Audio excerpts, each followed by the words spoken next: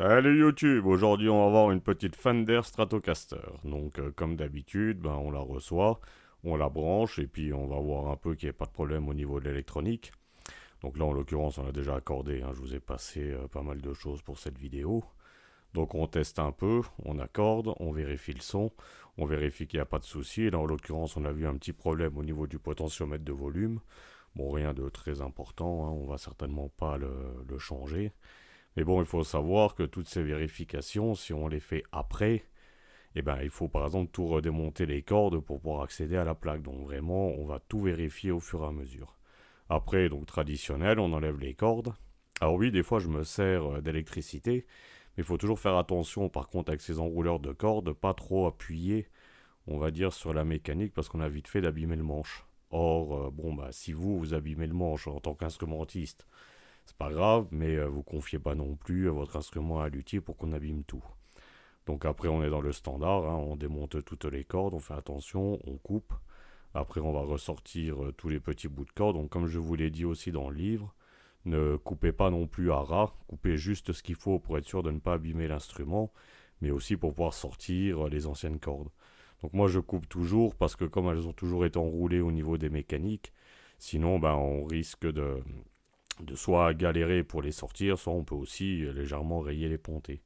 Alors oui, bon, c'est fait un peu faire le puriste, mais comme je le dis, quand vous confiez votre instrument à luthier, c'est pas pour l'abîmer, c'est vraiment pour qu'il ressort d'ailleurs beaucoup plus propre que ce qu'il était en arrivant. Surtout dans ce genre d'opération, on fait vraiment une vérif globale, un réglage, un nettoyage. Donc voilà, prenez soin de votre instrument, surtout que bon, vous n'allez pas non plus le faire tous les 5 minutes. Donc quand vous optez pour un réglage complet, prenez-en soin. Donc après, on reste dans le traditionnel, on a enlevé la plaque arrière, donc on pose tout proprement, les vis ensemble, on fait pas trop un bordel. On n'hésite pas si on doit les laisser quelque temps ou si on est un peu brouillon ou surtout aussi s'il y a des animaux qui traînent chez vous, de mettre ça dans des petits sachets ou dans des petites boîtes.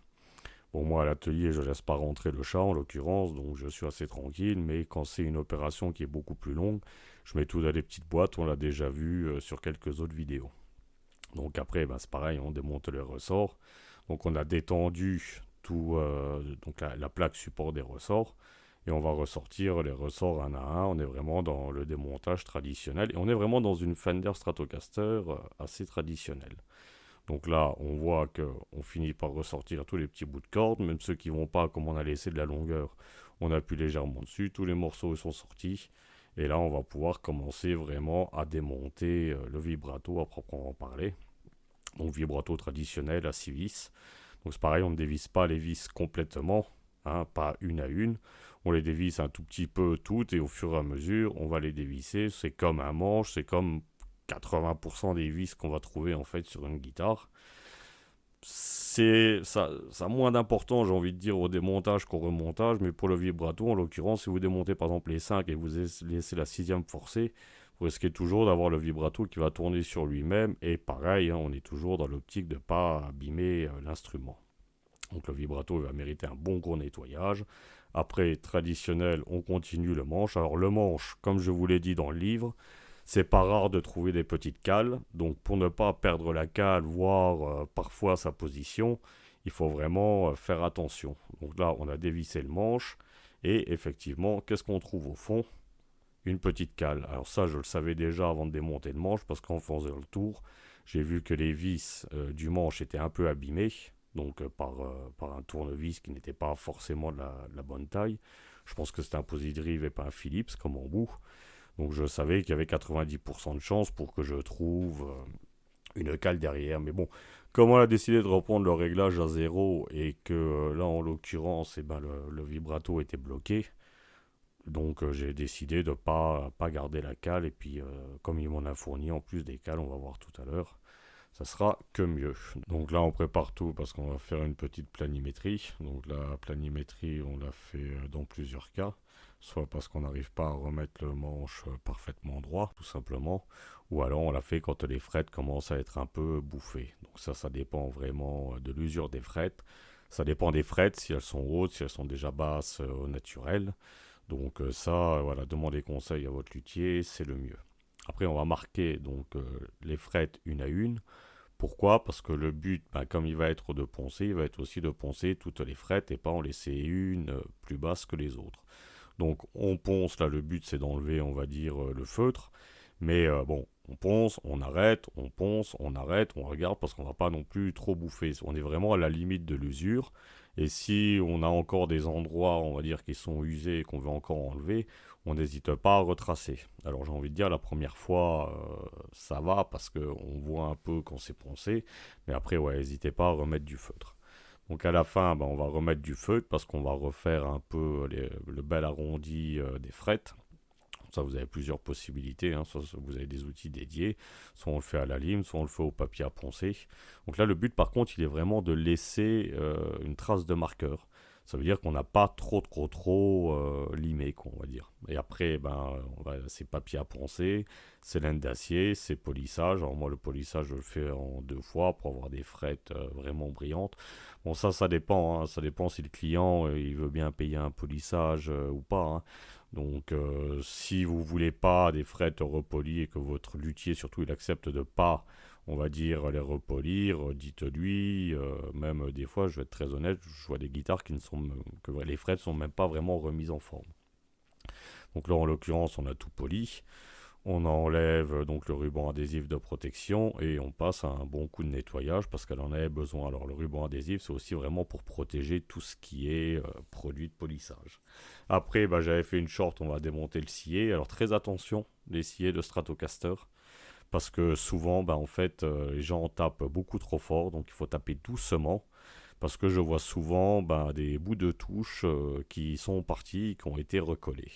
Donc soit on arrive comme ça à le sortir assez facilement, là une petite pointe, un marteau, il sort, il n'y a aucun dégât, mais on a bien tout regardé au fur et à mesure.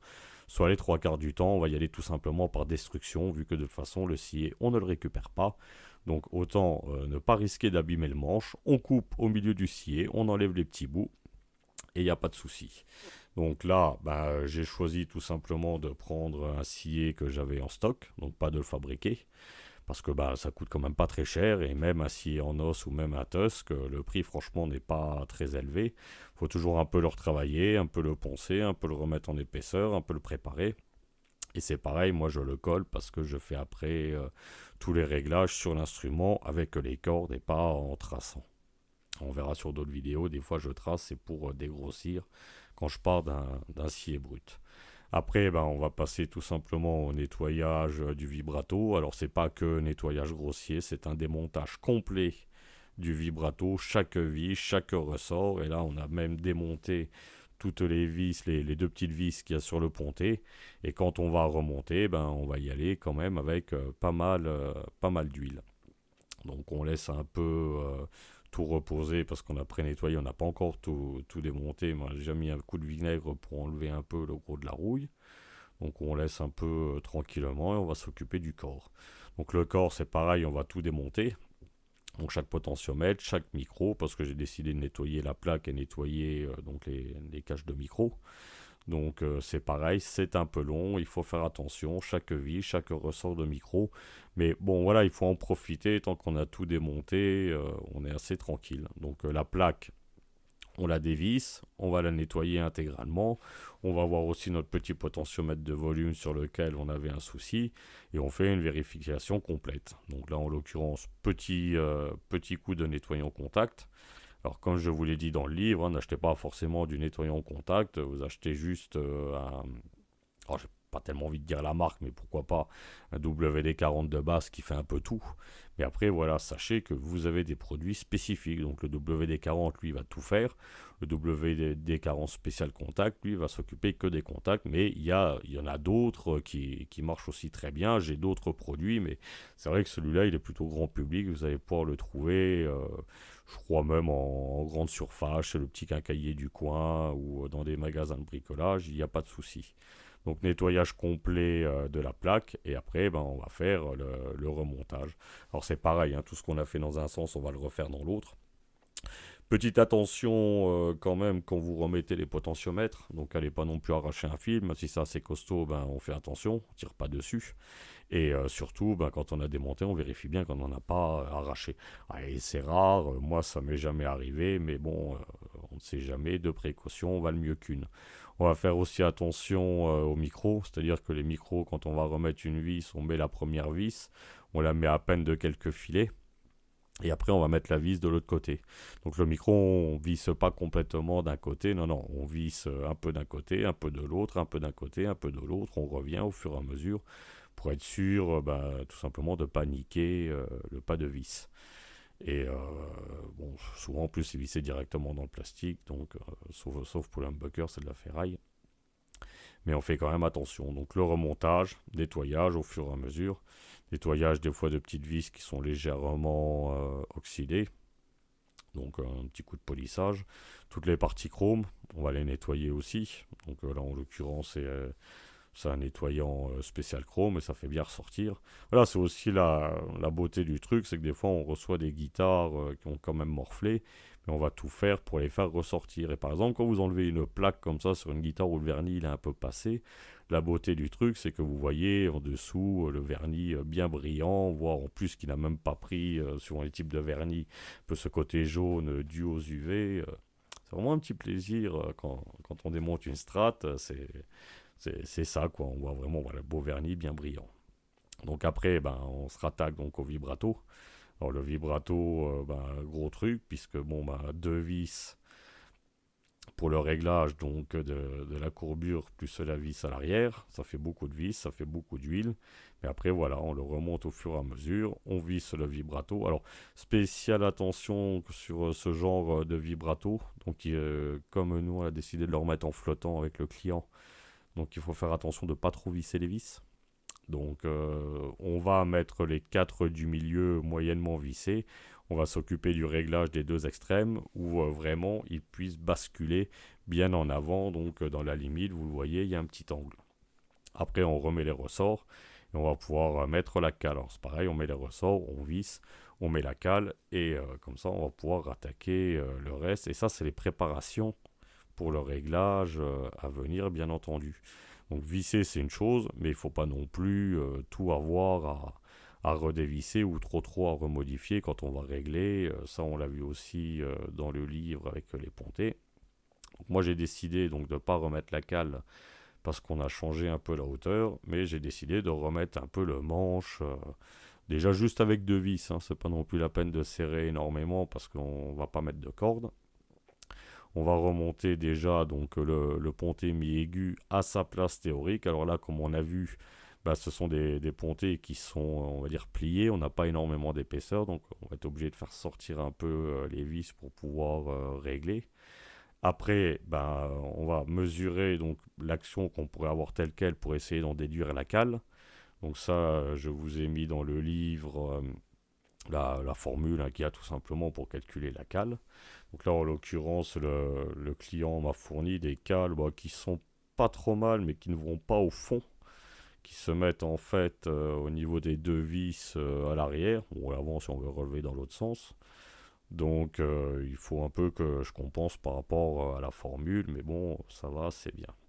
Donc on a déterminé la cale, on va mettre la cale en place et on va remonter le manche.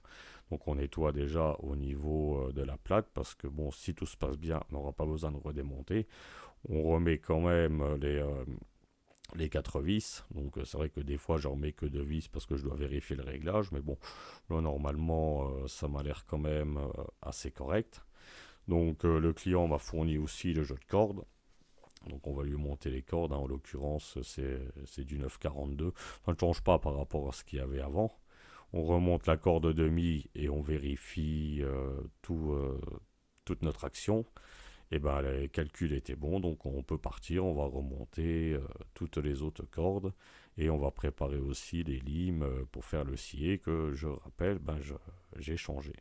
Donc on va la remonter aux côtes Fender. Maintenant que voilà, il y a le livre, j'ai plus besoin de mes bouts de papier, je prends directement le livre à l'atelier et je suis tranquille. Donc que ça soit en action, que ça soit en hauteur au scié. Donc on a dégrossi plus ou moins les entailles. Et là on va reprendre corde à corde pour vraiment mettre la bonne valeur. Alors attention, hein, le réglage du scié, il se fait après avoir réglé les actions. Donc régler aussi chaque ponté individuellement pour le mettre au bon radius de la touche. Donc il y a tout un tas d'opérations que je vous ai passées sur cette vidéo parce qu'on les a déjà vues longuement. Et puis que des fois quand j'enregistre, je fais pas attention, mais j'ai plus de batterie ou la carte mémoire est pleine. Donc là, par exemple, on a nettoyé intégralement la touche, donc les frettes, on a vu comme on avait tout repoli, et on a réglé le radius. Donc les limes aciées, donc les grosses, vous pouvez vous en servir directement. Moi, dès que j'attaque un peu les fines, je le mets sur un support. C'est une opération qu'il faut vraiment faire attention parce qu'on est vraiment à la limite.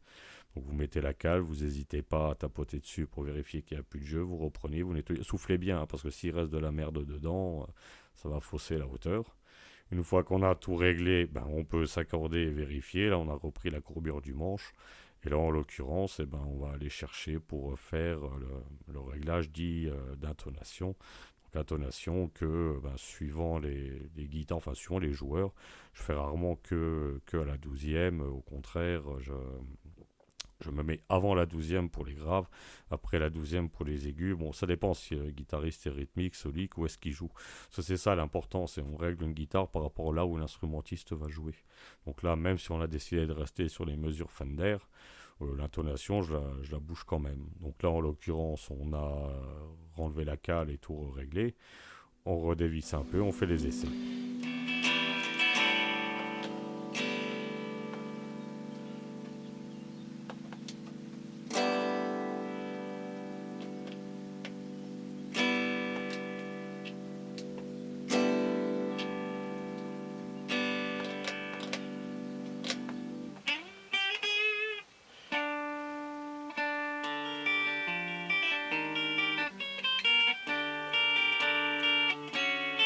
Donc là, on a tout vérifié et c'est le moment de la fin. C'est-à-dire qu'on peut couper toutes les cordes et on peut finir.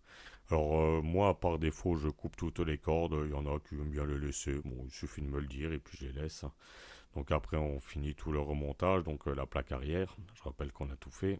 On remet la tige de vibrato puisqu'elle avait été perdue. Et c'est le moment, on commence à remplir toutes les informations. Donc comme je vous l'ai dit sur la chaîne, moi avant je le faisais sur des bouts de papier, mais souvent ils étaient perdus. Et j'ai décidé de sortir donc des carnets d'entretien. Ils sont disponibles pour guitare électrique, folk, classique ou basse. Donc ça permet de mettre la marque, le modèle, les informations sur tout simplement qui est le propriétaire, avec le numéro de téléphone et ainsi de suite. Et on marque les interventions au fur et à mesure. Donc on peut marquer dessus les actions, actions de première classe, 12e, relief de manche, et tous les travaux qu'on a fait dessus et comment on a réglé. Et ça aide vraiment parce que vous pensez vous rappeler de tout ce qui a été fait avant. Et vous pensez aussi que forcément votre réparateur ou votre luthier va y penser. Là, grâce à ce carnet, tout est noté au fur et à mesure. On sait toutes les modifs qu'il y a eu, les pourquoi du comment, et au moins il n'y a plus aucun problème. Donc on met la guitare dans sa housse, on met le carnet d'entretien avec, et même si la prochaine fois c'est pas moi qui interviens, au moins l'intervenant il saura qu'il y a déjà eu donc une planimétrie, puis après il faut tout ranger et tout nettoyer. Donc c'est vrai que les vidéos, là on les réduit, je crois que celle-là elle va faire une vingtaine de minutes, mais c'est quand même beaucoup plus long. Et après, tout simplement, on va passer à la suivante, et je vous dis à une prochaine vidéo.